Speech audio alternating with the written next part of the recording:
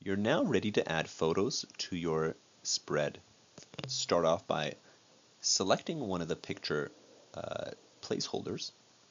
You'll notice it's selected by having these little dots show up around the edge of your picture.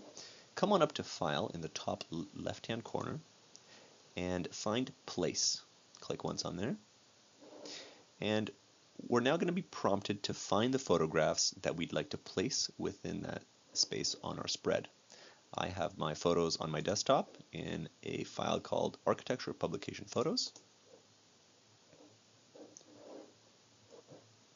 Oh, I don't think I actually placed them in there yet.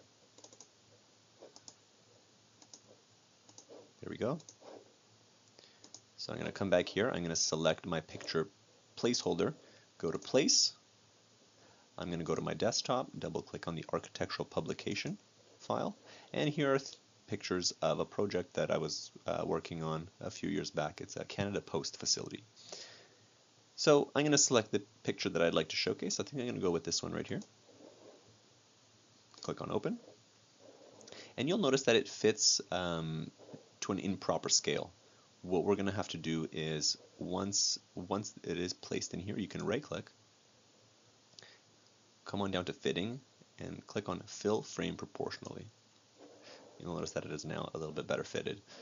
What you can also do is if you click on the image itself and then you come very close to the center of the image, notice how my cursor changes from an arrow to a little hand. Click once when it's a hand and you'll see that you're now able to move the extent of your picture within this window.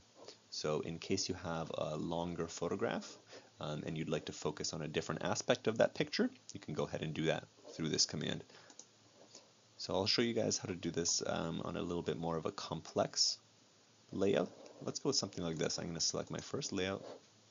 I'm going to go File, Place. I'm going to go ahead and select the first image. Go Open. Once again, it's the wrong scale, so right click, go to Fitting, Fill Frame Proportionally. So there's my first image.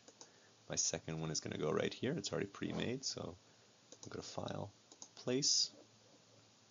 I'm going to choose my vertical photograph.